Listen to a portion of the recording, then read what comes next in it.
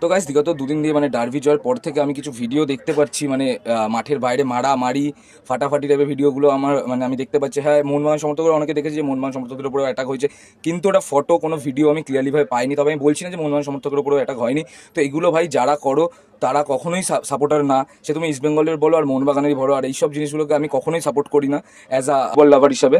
তো এগুলো হওয়াটা একদমই বাজে জিনিস। লড়াই হবে, মাঠের লড়াই মাঠেই থাকবে, 90 মিনিট পর মাঠের বাইরে বেরিয়ে সবাই আমরা বন্ধু। আর বিশেষত কাদাপাড়ায় এই ভিডিওটা তোমরা দেখো, কাদাপাড়ায় যেইভাবে, এটা আজকে বলে না, কাদাপাড়ার কালচারটাই এরকম। যদি মোহনবাগান জেতে তাও মারামারি করবে, যদি মোহনবাগান হারে তাও মারামারি করবে, আর মাঝখান দিয়ে ফাঁসে ইস্টবেঙ্গল সমর্থকগুলো। কেন? আর আমাদের দেশে কি প্রশাসন কি এখনো চোখ বন্ধ করে থাকবে? যখন প্রত্যেকবার একটা জায়গাকে চিহ্নিত করা হচ্ছে যে এইখানে অ্যাটাক হয়, এখানে ঝগড়া হয়, এখানে ঝামেলা হয়, তাহলে আমাদের প্রশাসন কি কেন ওখানে ফোর্স দিচ্ছে না, বা কেন ওখানে কোনো পুলিশ পোস্টিং থাকছে না? এটা কিন্তু একটা কথা থেকেই যাচ্ছে। আর মানে কাদাপাড়ার লোকেদের কালচারটাই এরকম ভাই, ওদের রক্তের সাথে মারামারি মিশে গেছে।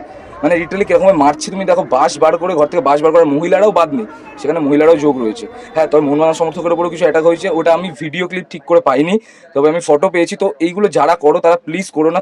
তোমরা খেলা দেখতে যাচ্ছ, মাঠের লড়াই মাঠেই রাখো, মাঠের বাইরে সবাই বন্ধু, মাঠের বাইরে এসে কাউকে অ্যাটাক করো না।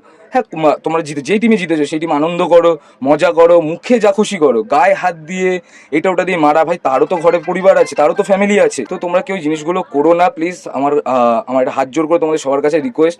কেন, তারও পরিবার তার জন্য ওয়েট করে থাকে, সে ঘরে বসবে। আর এরকম কাদাপাড়ার ভয়তে বহু ইস্টবেঙ্গল সমর্থক আছে যারা খেলা দিতে পারে না, তার কারণ ইস্টবেঙ্গল যদি জেতে তাও তাদের মানে ভয় থাকে যে ওই কাদাপাড়াটা ক্রস করেই তাদেরকে আসতে হবে, আর যদি ইস্টবেঙ্গল হারে তাহলে তো অবভিয়াসলি ভয় থাকবে।